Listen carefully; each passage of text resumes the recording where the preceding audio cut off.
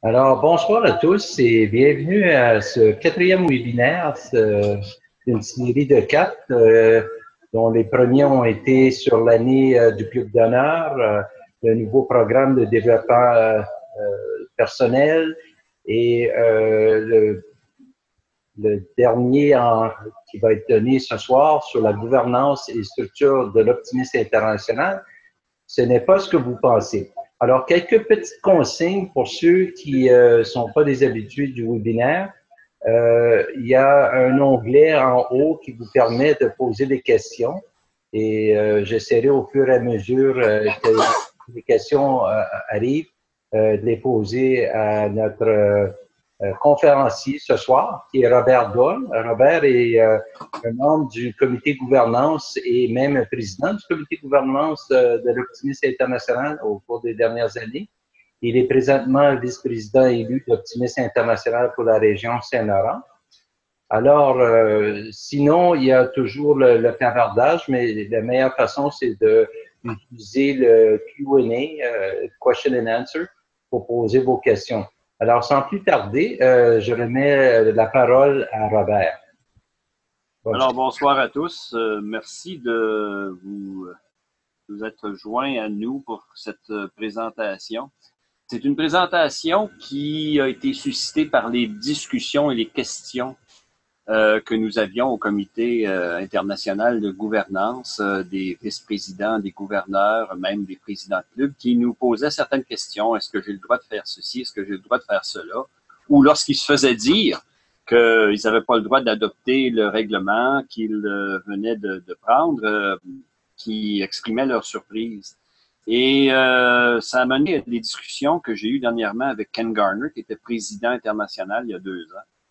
Et on a estimé qu'il était peut-être temps de vous donner un aperçu de ce qu'est la gouvernance. Comment est-ce que l'optimisme international, mais aussi les districts et les clubs sont censés se gouverner de façon conforme aux règlements de l'OI, aux politiques de l'OI, et aussi de façon conforme aux lois provinciales et fédérales. Alors, bien, on s'est aperçu qu'il y a ce qui arrive, c'est que les gens, ils pensent que soit les districts, soit les clubs, c'est un peu comme des provinces ou des États aux États-Unis vis-à-vis du fédéral. Alors, le fédéral serait l'OI, puis les districts ou les clubs seraient les provinces. Et puis, aux États-Unis, ils ont la même impression. Et il s'agit pour nous de vous expliquer que ça marche pas de même. Et que, alors que sur le plan politique, par exemple, le fédéral a plein pouvoir en matière de postes, d'armée, d'affaires étrangères, et que les provinces ont plein pouvoir en termes d'éducation et de santé, et que donc le gouvernement fédéral peut pas imposer quoi que ce soit aux provinces en termes de soins de santé. C'était aux provinces de décider. Alors, les gens pensent que c'est comme ça avec le district. Alors, et puis, c'est pas du tout le cas. Alors que les provinces sont autonomes dans leur champ de compétences vis-à-vis du fédéral. Pour les districts et les clubs, par contre, ne le sont pas réellement. Et il y a certaines choses fondamentales, certains éléments particuliers, certains éléments de base qui sont régis par Optimisme international et qui sont des conditions auxquelles les clubs et les districts doivent atterrir à Optimisme international. Alors, si je vais de l'avant avec la présentation, c'est pas ce que vous pensez. La première chose, c'est que, comme je viens de le dire, l'optimisme international, et j'espère que vous voyez la diapositive, ne reproduit pas donc la structure fédérale ou le modèle gouvernemental du Canada et des États-Unis. En fait, il y a donc confusion, dis-je, au sujet du rôle des pouvoirs des clubs et des districts. Alors, une mise au point s'impose et c'est l'utilité donc de cette présentation de ce soir, une présentation que je vais reprendre à Albuquerque pour ceux qui sont pas là ce soir, mais qui seront au Nouveau-Mexique et qui évidemment est enregistrée pour que les gens puissent y avoir accès en balado-diffusion à n'importe quel moment lorsque ils auront besoin de s'y référer. Alors, qui sont les membres d'Optimisme international tout d'abord? Les gens pensent des fois que ce sont les individus, comme moi, vous, qui sont membres en règle d'un club optimiste, ou il y en a d'autres qui pensent que ce sont les clubs qui sont membres de l'OI, et d'autres encore qui sont d'avis que ce sont les districts qui sont les membres d'Optimisme International. Alors, en fait, c'est essentiellement, si l'on prend, j'ai mis des points, là, mais si c'était A, B, C, A, individu, B, club, C, district, ce serait B. Ce sont les clubs qui sont des membres d'Optimisme International et ce sont des clubs qui, il y a maintenant presque 100 ans, se sont réunis pour créer Optimiste International. Donc, les entités qui sont membres d'Optimisme International, ce sont les clubs, ce ne sont pas les membres, les individus. En d'autres mots, nous sommes membres d'un club optimiste, mais c'est le club qui est membre d'Optimisme International. Et ça, c'est précisé dans l'article 3 des règlements de l'OI, alors qui stipule que l'OI se compose de clubs optimistes affiliés, des clubs collégiaux ou universitaires, ou encore des clubs jeunesse. Et c'est des clubs qui répondent aux critères fixés par le conseil d'administration d'Optimiste International. Alors, les individus, les personnes, les membres optimistes, ce sont les membres de clubs. Et les clubs, ce sont eux qui sont les membres d'Optimiste International. Les districts, à ce moment-là, qu'est-ce qu'ils sont? Les districts sont un peu comme, si on veut reprendre l'analogie politique, c'est un peu comme les municipalités. Au Québec, par exemple, la loi sur les cités et villes est celle par laquelle les villes peuvent être créées, les villes, les villages, et ainsi de suite. C'est la même chose avec la loi sur les affaires municipales de l'Ontario. C'est la loi qui précise que la province peut créer des villes. Et puis, de la même façon, donc, l'Optimisme International peut donc créer des districts, et c'est ce qu'Optimiste a fait. Il a créé des districts qu'il a ensuite regroupés en régions, chacune dirigée par un vice-président. Les districts, donc, on les appelle, et c'est le mot exact là, des règlements d'OI, ce sont des divisions administratives d'Optimiste International. C'est précisé à l'article 7, paragraphe 2, des divisions administratives qui sont là pour mettre en œuvre les objectifs, les règlements et les politiques d'Optimisme International et qui sont là aussi pour fournir des services d'appui aux clubs. Et je sais que c'est pas toujours comme ça au sein d'Optimisme International, mais c'est à peu près la structure des districts au sein de la région Saint-Laurent, en fait, répond à cette structure estimée idéale pour Optimisme International. Entre mots, nos districts dans notre région, effectivement, fournissent des services et offrent de l'appui aux clubs dans le cadre des réunions, des assemblées de districts où les membres optimistes peuvent recevoir de la formation en divers domaines, notamment pour mener des activités, mais aussi pour devenir secrétaire trésorier ou président de club. Alors, les districts, donc, ils n'ont pas d'existence indépendante, ce sont juste des divisions administratives, ils appartiennent à Optimisme International. Et ça va soulever un point intéressant sur lequel je reviendrai dans quelques minutes, et c'est la question des cotisations que les clubs versent aux districts.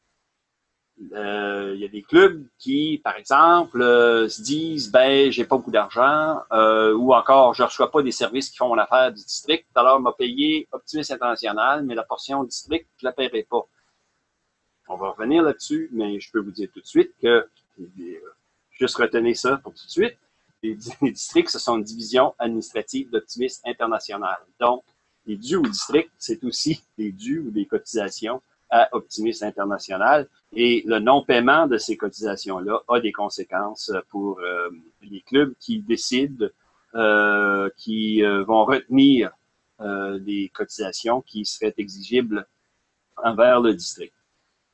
Maintenant, quelle est donc l'instance suprême d'Optimiste International, si ce ne sont pas les membres optimistes qui sont les membres d'Optimiste International, qui sont juste membres des clubs, ce sont les clubs qui sont les membres d'Optimiste International, ça veut dire que l'instance suprême d'Optimiste International, c'est le congrès annuel ou extraordinaire. Le congrès extraordinaire, il n'a pas eu depuis plusieurs années, alors on va mettre ça de côté. On parle du congrès annuel qui a lieu cette année à Albuquerque, au Nouveau-Mexique, qui a eu lieu l'an dernier à Québec, qui aura lieu l'an prochain à Ottawa. Normalement, ça se tient au mois de juillet, au début de juillet. Ça coïncide très souvent aux fêtes nationales du Canada et des États-Unis. Et c'est donc le congrès où les membres d'Optimisme International, c'est-à-dire le congrès où les clubs décident des grandes orientations d'Optimisme International, de quelle façon, c'est-à-dire en élisant les membres du conseil d'administration, les dirigeants, les officiers, je devrais plutôt dire, d'Optimisme International, et bien sûr en approuvant les règlements qui sont proposés à l'approbation des membres, mais aussi en proposant eux-mêmes, les clubs peuvent eux-mêmes proposer des modifications au règlement d'Optimisme International. Donc, l'instance décisionnelle suprême d'Optimisme International, c'est le congrès annuel. Maintenant, donc, ce sont les clubs qui ont le droit de vote et c'est fait, ça, selon le nombre de membres optimistes qui en font partie. Le vote peut se faire, évidemment, par scrutin à l'Assemblée, mais aussi, ça peut être fait à distance, de façon électronique, durant le congrès. Et donc, comment est-ce qu'on compte le nombre de votes auquel un club a droit pour élire, c'est-à-dire pour approuver des règlements, mais aussi pour élire des membres du conseil d'administration et les grands dirigeants d'Optimiste International? Eh bien, c'est un vote par 10 membres. Alors, un club a un vote par 10 membres. Cependant, si un club, pour une raison ou pour une autre, a connu des difficultés en matière de maintien de l'effectif ou de recrutement et que son effectif est tombé à moins de 10 membres, ils ont quand même un vote. Et si, par contre, un club donc a entre 10 et 20 membres, alors là, c'est par fraction majoritaire, c'est-à-dire 6 ou plus. Donc, un club qui a 14 membres a toujours juste un vote. Un club qui en a 16 en a 2. Un club qui a 22 membres en aurait 2, mais un club qui en a 26, 27 en aurait 3, et ainsi de suite. Mais sachez qu'un club a toujours un minimum d'un vote, même s'il tombe sous le nombre minimal de membres de 10 ou le nombre minimal de membres qui ont fondé un club. Alors, c'est toujours un minimum un vote par 10, un vote par club et évidemment, si un club a plus que 10 membres, c'est un vote par 10 membres et par fraction majoritaire additionnelle. J'espère que c'est clair jusque-là. Maintenant, donc, les membres d'Optimiste International, c'est au congrès annuel, qui vont élire les administrateurs. Maintenant, il y a des Optimistes International, c'est dirigé par le conseil d'administration. Et au sein du conseil d'administration, il y a d'une part des administrateurs et aussi des dirigeants. Maintenant, les administrateurs sont tous les membres du conseil d'administration. On va voir qui ils sont. Et ça comprend les officiers tels le président élu et le président sortant. Ça ne comprend pas, par contre, les vice-présidents. Alors, les administrateurs sont les membres du conseil d'administration. Et donc, au congrès annuel, les clubs aussi approuvent les règlements et peuvent eux-mêmes proposer de nouveaux règlements ou ils peuvent proposer des changements aux règlements existants. Alors, les administrateurs, qui sont-ils?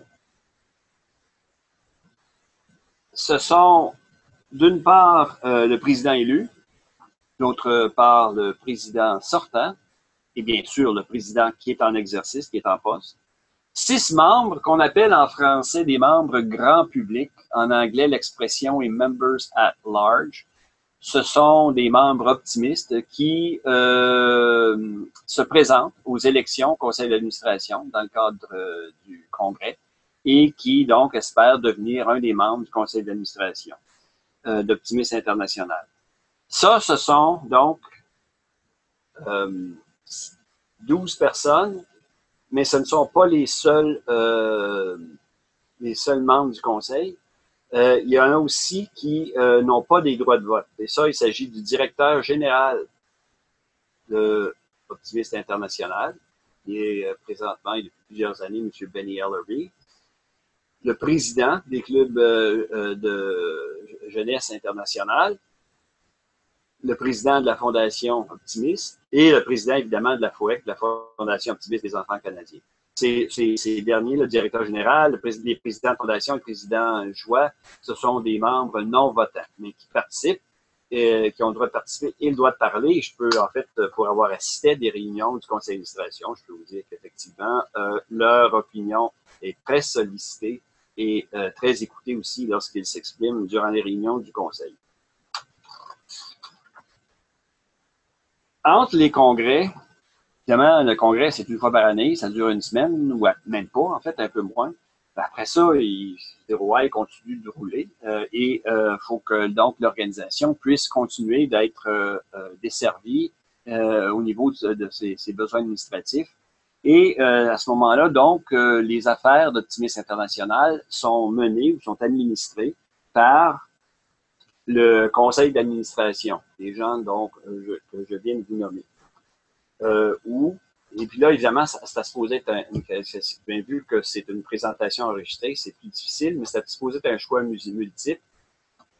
Et essentiellement, c'est administré par le conseil. Alors, si j'avais un auditoire ou composé de personnes qui sont assises dans la même pièce que moi, là, je poserais la question, est-ce que c'est le conseil, est-ce que c'est le président et le conseil, est-ce que c'est le président et les vice-présidents, ou encore est-ce que c'est le directeur général? Mais la réponse, c'est le conseil d'administration qui gère les affaires d'Optimisme International. Maintenant, il y a le conseil d'administration ne s'occupe pas d'absolument tout parce qu'il se réunit pas presque tous les mois, mais pas tout à fait.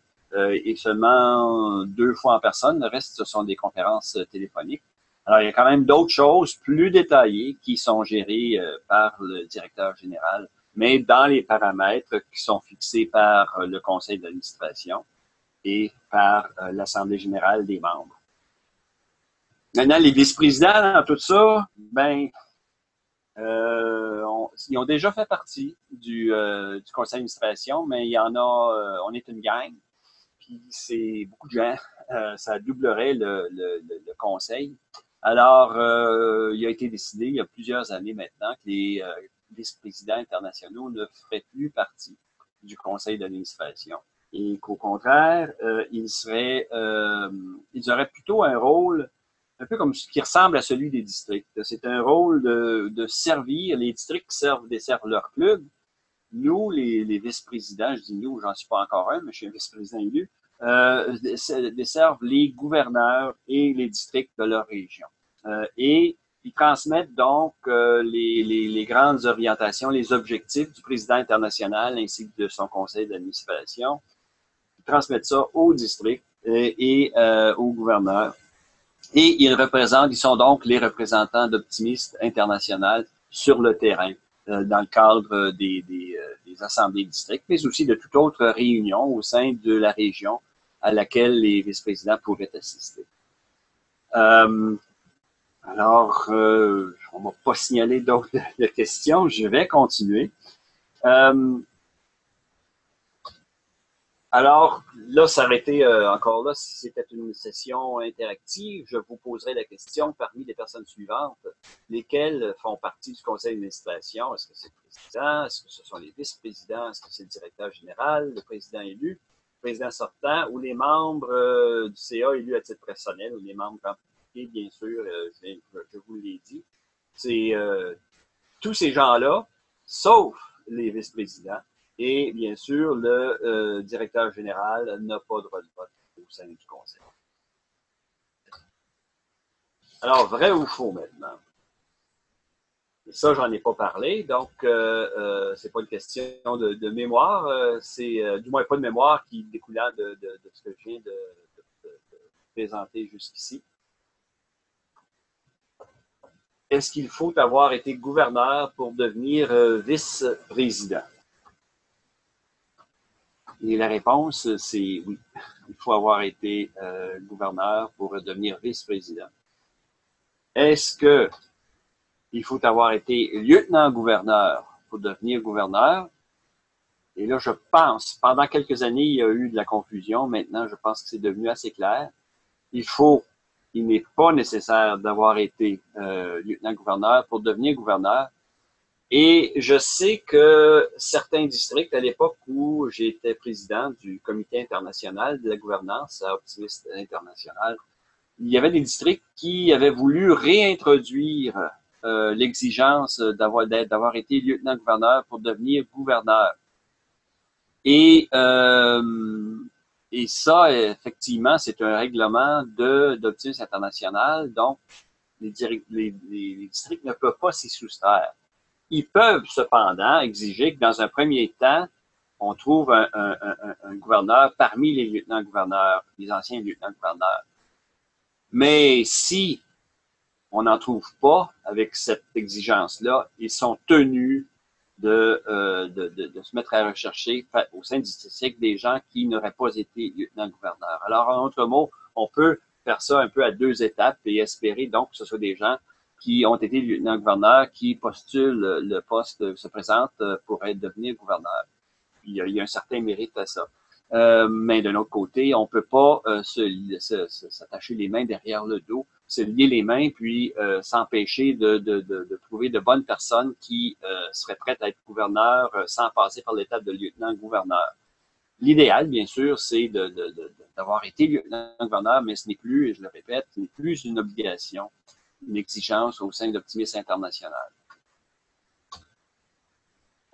Il faut avoir été gouverneur pour siéger à un comité international. Alors, il y a des comités, là, les noms changent. Il y a au sein de l'Optimisme International, un comité international, il y en a sur le recrutement, il y en a sur le leadership, il y en a sur la gouvernance, bien sûr.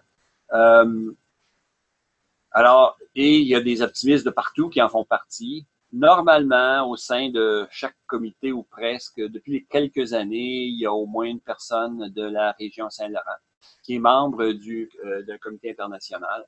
Et si je me trompe pas, l'an prochain, chaque comité international aura au moins un représentant de la région Saint-Laurent. On essaie de s'assurer que la région est représentée au sein de chaque comité. On y parvient la plupart du temps, mais pas nécessairement toutes les années.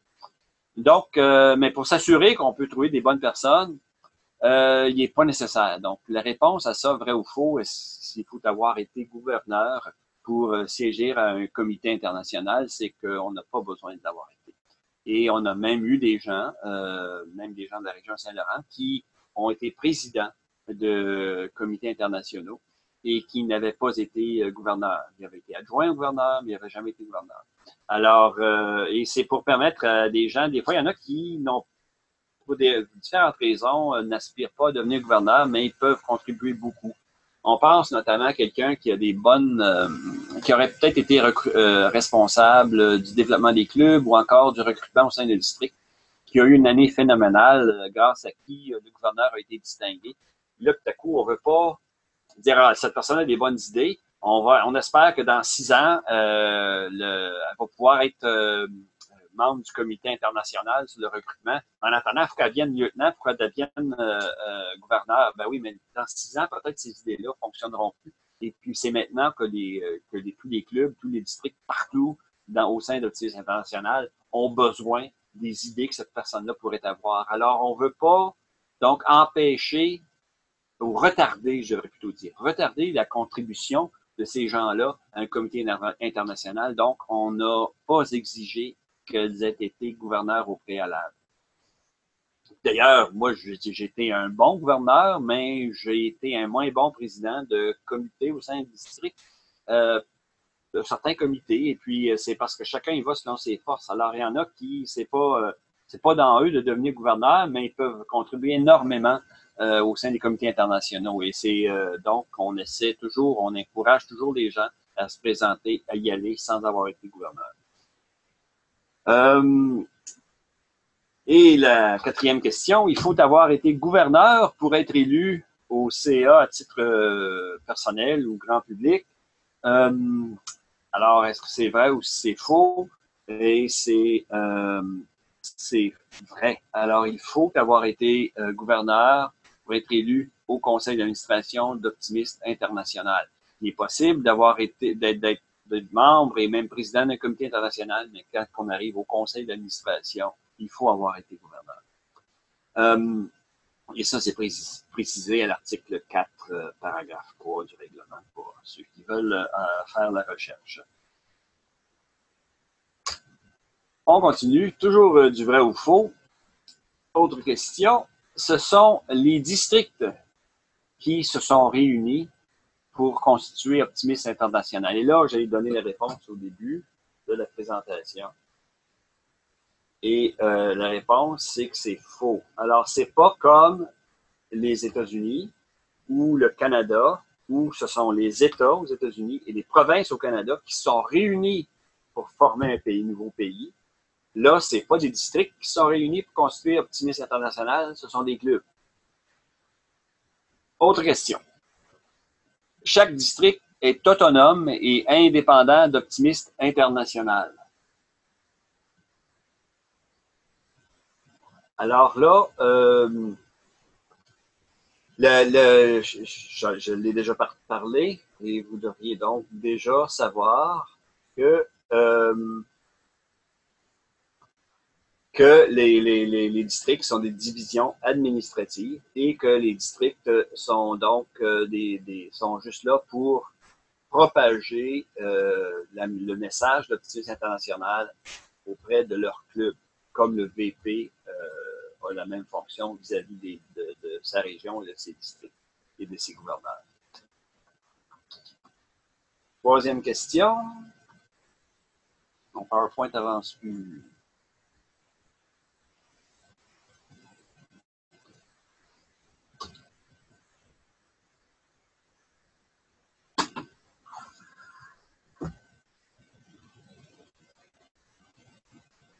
Attendez-moi un instant, sinon je vais juste continuer sans PowerPoint. Mais dans le moment, le défilement ne se fait plus.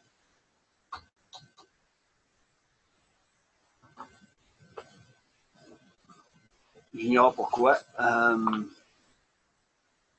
Mais enfin, on va juste y aller. Je vais poser ma question. On verra par la suite ce qui s'est produit.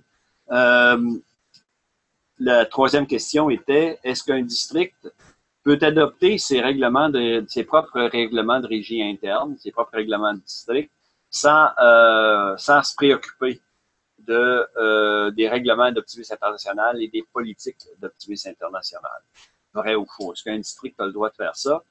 Et c'est faux. Les politiques d'un district doivent être approuvées dans tous les cas par le conseil d'administration d'Optimiste International, après avoir été examiné par le vice-président de la région. Alors, le vice-président évalue les politiques à chaque année, le vice-président évalue les politiques de chacun de ces districts et au regard d'une grille d'analyse. Alors, une grille d'analyse et il est obligé de vérifier un grand nombre de choses. C'est au plus d'une page. J'ai beaucoup d'éléments pour voir si les politiques sont conformes aux règlements d'Optimiste International ainsi qu'aux politiques d'Optimiste International. Alors, sur le site web d'Optimiste International, vous avez des politiques modèles pour des districts. Et vous allez remarquer que ces politiques-là, il y en a un certain nombre qui sont en caractère gras.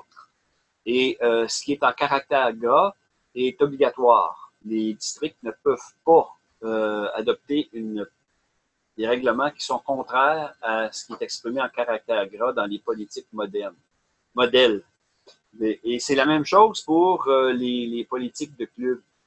D'habitude, ça veut dire qu'essentiellement, tous les districts, comme tous les clubs, dans leur règlement, sont obligés de préciser que les élections à leur conseil d'administration auront lieu avant le 30 avril de chaque année. Tous les clubs, tous les districts, dans leur règlement, sont obligés, par exemple, aussi de mentionner que l'année optimiste, c'est du 1er octobre au 30 septembre de l'année suivante. Et ça, c'est une surprise, et c'est dommage que, bon, PowerPoint ne fonctionne plus, mais les règlements modèles exigent en plus que les clubs soient constitués en personne morale ou, si on prend l'anglicisme, qui soient incorporés et qui soient aussi inscrits comme société ou sans but lucratif. Alors, qu'ils soient inscrits comme ça auprès du gouvernement. Ça ne veut pas dire qu'ils sont obligés d'avoir un organisme, un numéro d'organisme charitable auprès de Revenu Canada. En fait, même s'ils le demandaient, ils ne l'auraient pas. Ça veut dire qu'il faut qu'ils soient inscrits auprès des autorités provinciales comme étant un organisme sans but lucratif. Alors ça, c'est tant les clubs que les districts. Et ça, il n'y a pas moyen de soustraire à ça. C'est un règlement obligatoire. Je sais qu'il reste des clubs qui ne sont pas encore incorporés. Et il existe une présentation que j'ai donnée à quelques reprises, tant dans les districts anglophones que francophones, que j'ai donnée soit seule ou avec mon épouse, Maître Nicole Mondeau, qui dit non seulement que vous êtes obligé de vous incorporer en vertu des règlements de l'OI, mais en plus, c'est presque téméraire et dangereux de ne pas le faire au niveau de la responsabilité. On a beau être assuré, il y a certains gestes du club dont la responsabilité pourrait être incombée aux membres, pas seulement les membres du conseil d'administration du club, mais tous les membres du club. Alors, juste ça comme raison tout seul, là, ça vaut la peine de s'incorporer. Mais ça, c'est une présentation à part. Et je sais qu'il y a déjà des districts qui me l'ont demandé pour l'an prochain dans le cadre de ma visite et je vais la donner à ce moment-là. Et mais en tout cas, elle est disponible. Là, on a une version Ontario, puis on a une version Québec. Et parce qu'elles sont légèrement différentes, mais pour l'essentiel, le message est le même. Mais toujours est-il donc qu'un district est obligé, tout comme un club, d'avoir des règlements qui ne sont pas contraires à ceux qui sont dans les règlements modèles et qui ne sont pas contraires non plus. Oui? On a posé une question. J'ai en ligne présentement, la personne a baissé la main, là, mais j'avais quelqu'un qui posait une question. Alors, j'invite les gens qui ont des questions à aller sur le Q&R et poser votre question.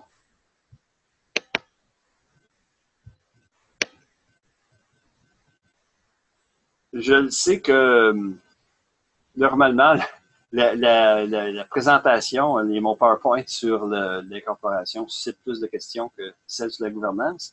Mais comme je vous dis, c'est c'est un sujet complètement indépendant. Je pense que je vais juste m'assurer. Ah oui, et toute modification à des règlements d'un district doit être approuvé par Optimis International. Et ça, il n'y a pas moyen de s'en soustraire, même que les districts n'ont pas besoin de l'envoyer à Optimis International, parce que dans le cadre de l'examen annuel que font les vice-présidents, ils vont voir ce qui est nouveau, ils vont voir donc ce qui a été changé. Mais c'est pas une mauvaise idée, par contre, d'aviser dans votre cas, le Bureau canadien, des changements politiques. Le Bureau s'assurera de la transmettre à Optimis International ainsi qu'au vice-président. On a une question, Robert. C'est avec Marie-Ange Fortier. Elle demande si les districts sont obligés de s'incorporer. En vertu des règlements modèles, oui.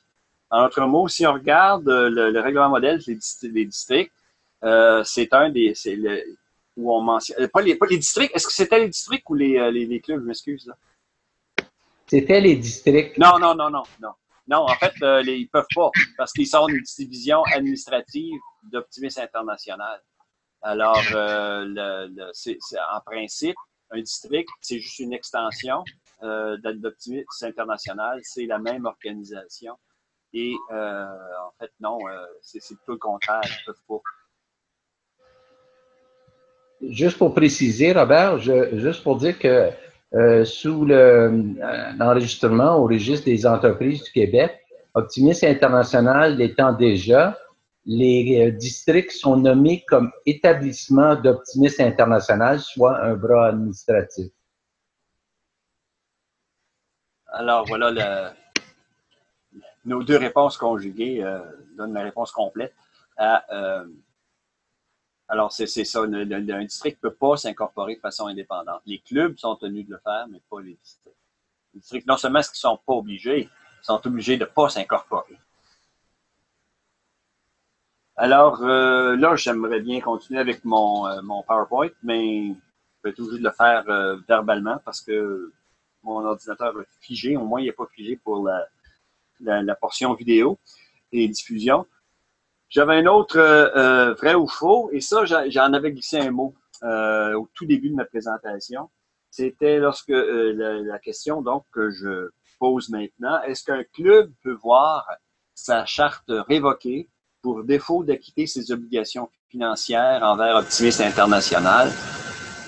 Et je parie que la plupart des gens, excusez-moi, répondraient oui, c'est vrai. Et effectivement, c'est prévu dans l'article 3 des règlements d'Optimis International. Question suivante, qui découle de la première, est-ce qu'un club peut voir sa charte révoquée pour défaut d'acquitter ses obligations financières envers son district? Alors, en autre mot, on sait qu'il peut être, la charte peut être révoquée pour défaut des arrérages très importants de payer ses cotisations à l'Optimis International. Est-ce que c'est tout aussi vrai pour les cotisations envers le district? Eh bien, oui. Le même règlement, l'article 3, précise que la charte d'un club peut être révoquée pour non-paiement ou de ses obligations financières envers son district.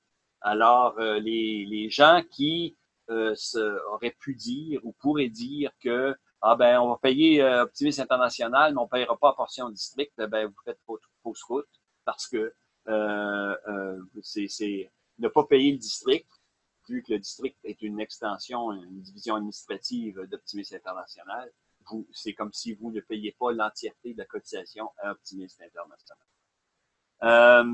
Alors, évidemment, l'Optimis International et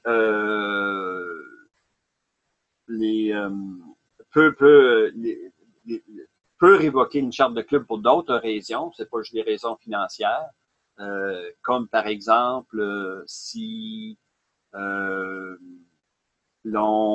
club adoptait un règlement qui interdit à des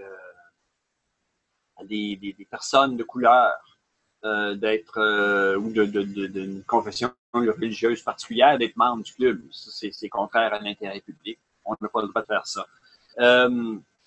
Il y a au niveau linguistique, il y a une exception, et ça, c'est le district d'Est-Ontario, qui effectivement, lui, précise dans ses règlements que les clubs qui vont faire partie de ce district-là doivent mener leurs assemblées, leurs réunions en français et que les assemblées du district d'Est-Ontario seront en français. Et ça, c'est parce que le district d'Est-Ontario, en fait, partage son territoire avec le district Centre-Ontario. Et la seule différence, c'est que les clubs qui appartiennent au district Centre fonctionnent en anglais et ceux qui appartiennent au district Est fonctionnent en français. Alors, c'est pas une discrimination, c'est une distinction fondée sur la langue pour une raison bien particulière. Mais règle générale, donc, des règlements qui seraient contraires au règlement d'Optimis International ou contraires à l'ordre public ou à l'intérêt public ne seraient pas admis. Il y a par exemple, et ça, j'ai déjà eu ça aussi au comité international de gouvernance, il y avait des clubs qui disaient au sein desquels il y avait des gens qui avaient été reconnus coupables ou qui avaient été accusés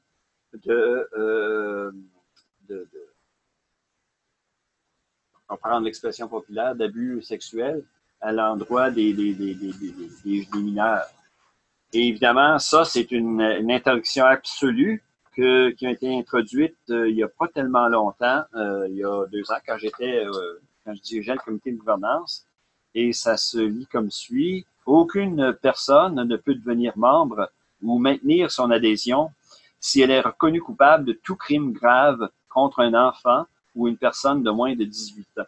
Alors, ça, c'est... il n'y a aucun club, aucun district qui peut adopter un règlement qui dirait une personne qui a purgé sa peine ou qui a obtenu un pardon euh, peut devenir membre. L'interdiction, elle est complète et on dit une personne qui est reconnue coupable. Alors, l'obtention d'un pardon, d'avoir été gracié, ne change rien à la chose. C'est un peu comme pour les fins des douanes. Ces personnes-là sont exclues à jamais. Mais c'est une différence, par contre, avec une personne qui pourrait être accusée seulement. Et ce que je recommandais au club à l'époque, c'est si vous avez un membre qui est accusé, vous pouvez le suspendre. Vous ne pouvez peut-être pas le radier tout de suite en attendant de savoir s'il va être reconnu coupable ou non. Mais il peut certainement un règlement peut certainement stipuler que cette personne-là verra ses privilèges suspendus, se verra interdire de participer aux réunions et surtout peut-être aux activités, tant que le tribunal ne se sera pas prononcé sur sa culpabilité à l'égard des accusations portées contre lui. J'avais une autre diapo, vrai ou faux, et ça se lisait comme suit, la première des questions. Les politiques du Conseil d'administration international n'ont pas de portée contraignante. En d'autres mots, ne sont pas obligatoires. Avant de répondre, je vais vous dire, il y a d'une part, au niveau international, des règlements, et d'autre part, il y a les politiques du Conseil d'administration. De part et d'autre, les clubs et les districts doivent s'y conformer. Et alors, maintenant, vu que c'est pas un règlement, mais c'est plutôt une politique, est-ce qu'un club ou un district est obligé de suivre chacune des politiques? Les politiques parlent de choses comme l'utilisation du logo, le nom du club, quelle sorte de nom est-ce qu'un club peut se donner, la fondation de nouveaux clubs dans un autre district, par exemple, les codes d'éthique des membres, la vérification des antécédents judiciaires, des choses comme ça, qui sont pas dans le règlement comme tel. Ces politiques-là, donc, elles ont une portée contraignante. Un club ne peut pas s'y soustraire. Et même si ça s'appelle politique et non règlement, ça fait rien. Les clubs sont obligés de s'y conformer. Ça ne veut pas dire qu'ils sont obligés d'incorporer chacune des politiques dans leur propre règlement. C'est juste que sont obligés de suivre ces politiques-là. Et les politiques, vous les voyez sur le site web, sous l'onglet membres, vous avez des règlements, mais aussi ensuite les politiques. Deuxième question maintenant. Les règlements de club modèle n'ont pas de portée contraignante. En d'autres mots, ne sont pas obligatoires. J'ai déjà donné la réponse. C'est faux. Elles sont obligatoires, certaines d'entre elles. Celles qui notamment portent sur l'incorporation, le fait que c'est des sociétés, les clubs sont des sociétés sans but lucratif, et celles qui portent sur la date limite pour tenir des élections et l'année optimiste. Alors, on ne peut pas se le dire, l'année optimiste pour notre club va être du 1er janvier au 31 décembre. Non, c'est obligé. Il n'y a aucun changement que vous pouvez faire qui va vous permettre de le faire autrement que du 1er octobre au 30 septembre. La question suivante que j'avais sur ma PowerPoint était les règlements de district modèle n'ont pas de portée contraignante. Évidemment, ils en ont. Il y en a un autre qui est intéressant. Par contre, un membre radié.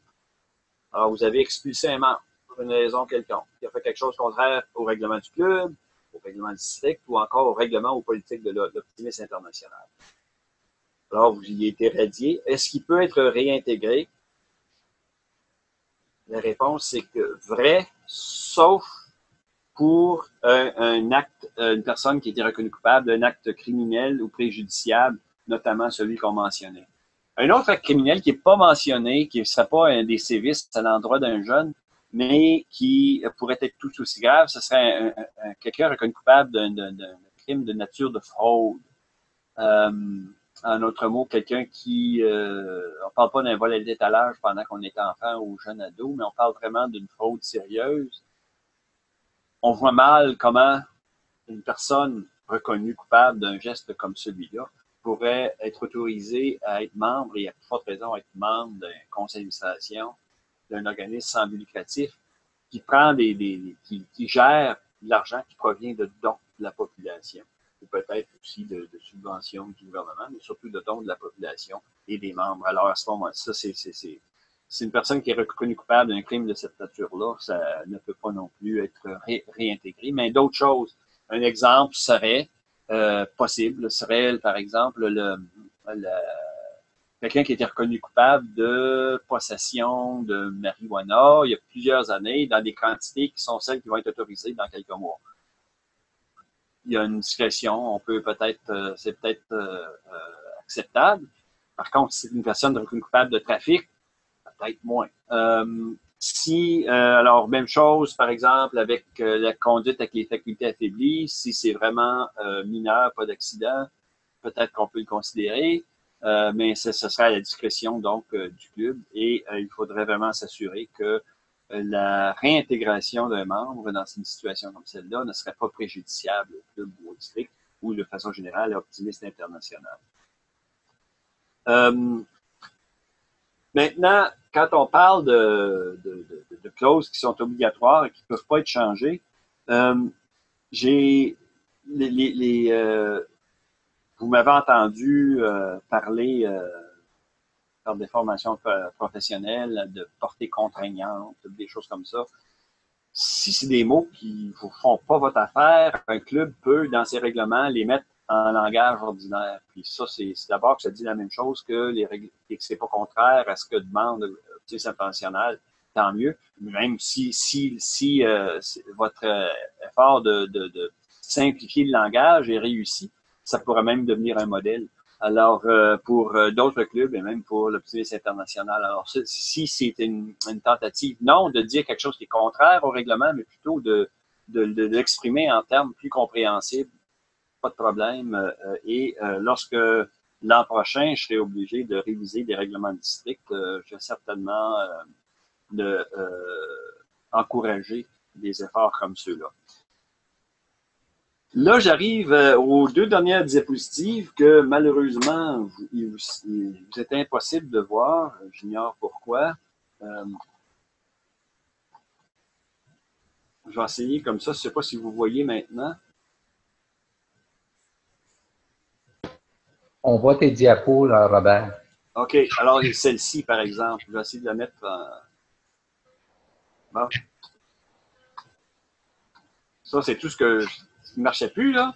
On a tout fait, ça. J'arrive à ceci, voilà. Et ça, c'est, je remercie le vice-président actuel, Jean Paquet, d'avoir fourni ça. Alors, c'est la structure de l'organisation. Ça résume la présentation de ce soir. Vous voyez donc que la structure de l'organisation met les clubs au sommet qui se réunissent en congrès pour élire le conseil d'administration international et certains dirigeants, notamment le président et les membres grand public. Et ce qui n'est pas mentionné ici, c'est qu'ils se réunissent aussi pour approuver les règlements.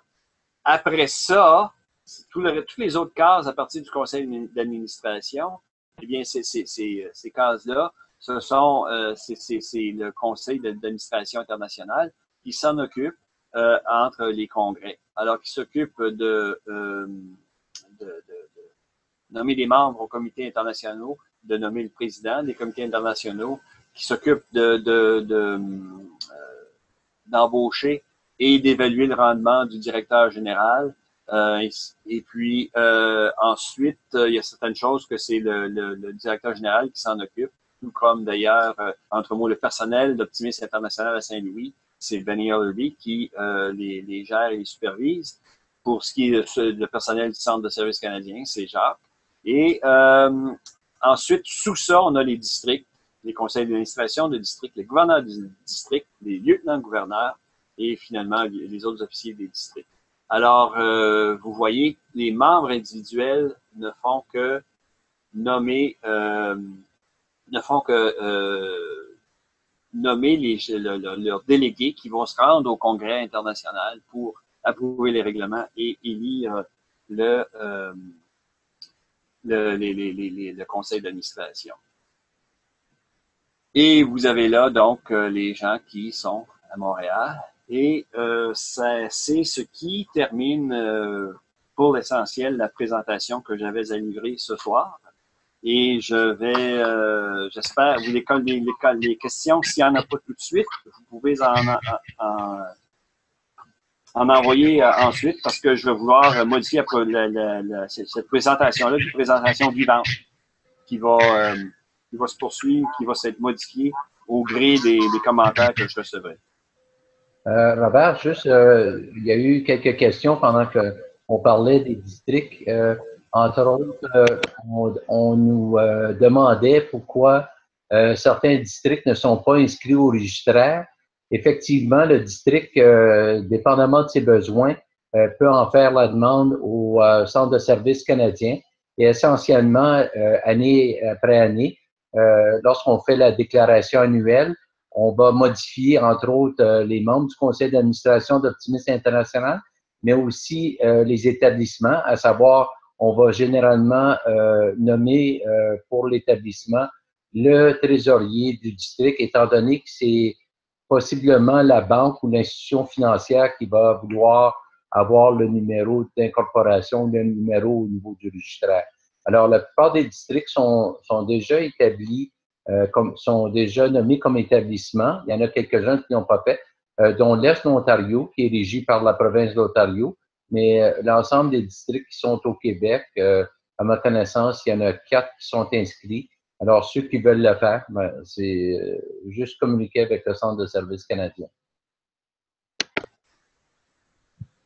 D'accord. Jacques, as-tu vu une question qu'on vient de recevoir de Gilles Jolin?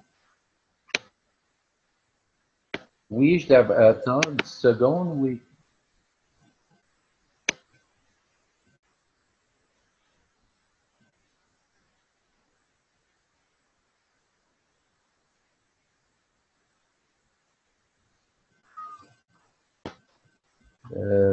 Écoutez, en fait, c'est une question assez difficile à répondre parce que, étant donné que c'est le district, c'est essentiellement le district qui peut probablement amener le dossier devant les autorités.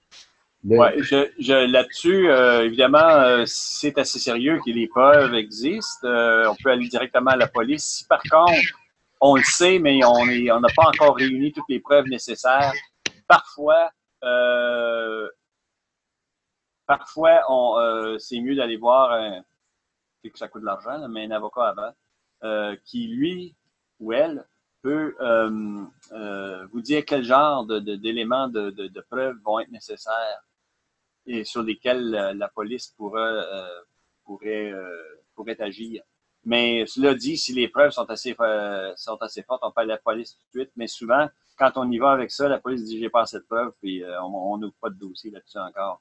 Alors, ça va dépendre évidemment du montant de preuves ou d'indices dont on dispose pour qu'une enquête policière soit ouverte.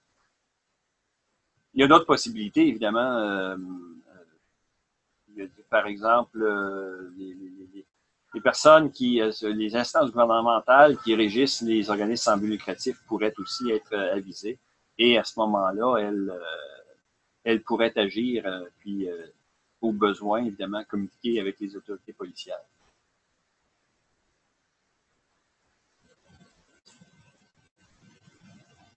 On a une autre question qui porte sur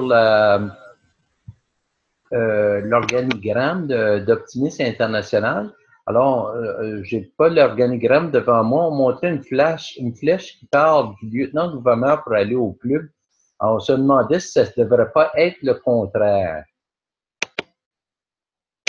Oui, je l'ai ici. Là, je vais essayer juste de la ramener. C'est celle qui est avant celle-ci. Je ne parviens pas à la ramener à l'écran. Bon, c'est celle-là. Hein? Elle veut pas venir. Et la flèche remonte, lieutenant. La flèche part du district vers le conseil du district, vers le gouverneur, vers le lieutenant, et remonte des lieutenants au club.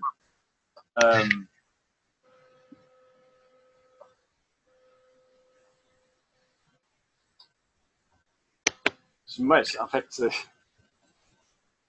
faudrait que je revoie la question une fois de plus.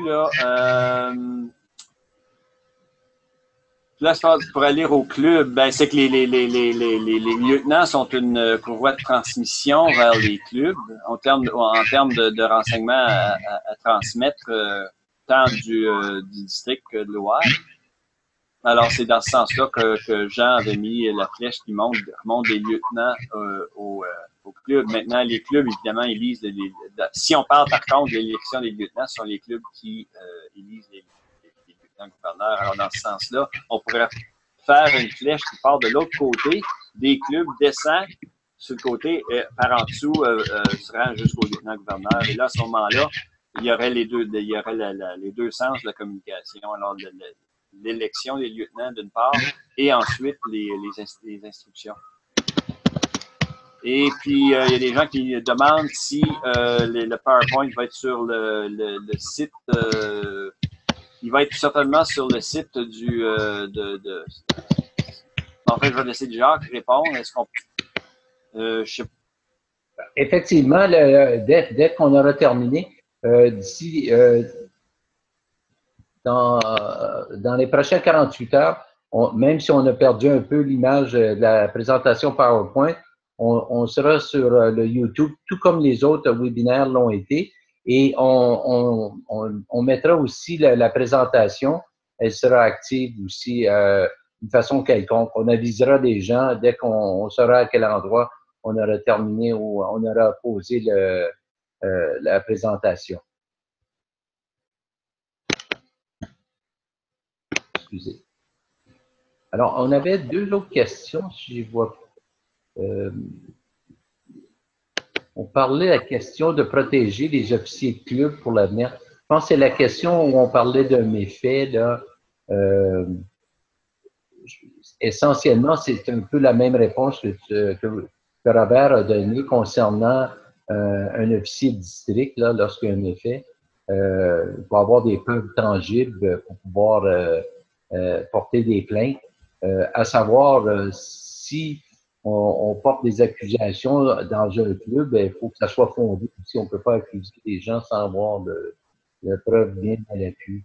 Et je peux ajouter au niveau des malversations. Excusez. Okay. Au niveau des malversations, dans le cadre de Y ou d'un club, donc d'un district, parce que le district serait partie d'Optimus International, on regarde les personnes qui étaient en poste au moment des malversations. Alors, par exemple, lorsque SNC Lavalin a été mise en accusation par le Service de poursuite pénale du Canada, et puis par le DPCP, il y a eu les accusations contre la compagnie, mais aussi contre les administrateurs qui étaient en poste, certains des administrateurs qui étaient en poste à l'époque des malversations. Mais ceux qui sont là aujourd'hui, qui sont là depuis ce temps-là, sont à l'abri. Alors, dans ce sens-là, c'est pour une entité qui est incorporée, c'est vraiment les gens qui sont en poste, et même pas tous ces gens-là, mais les fautifs au moment où ça se produit, mais pas tous ceux qui sont de l'organisation par la suite, à moins que ces gens-là aient participé au cover-up, aient participé pour dissimuler des preuves, des choses comme ça. Mais autrement, ces personnes-là sont effectivement à l'abri. Alors, je crois que les questions ont tous été posées. Alors, il me reste à remercier notre conférencier. Ça fut très intéressant. Je sens que les gens étaient bien à l'écoute. On avait un nombre record de participants ce soir.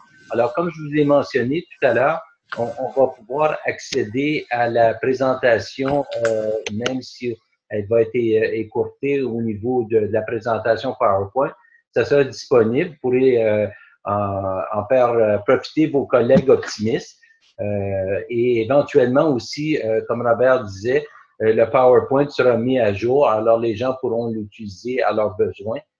Pour l'instant, on va compléter ce soir et je vous invite à être ceux qui sont des nôtres à Albuquerque, d'assister à des formations qui sont données en français.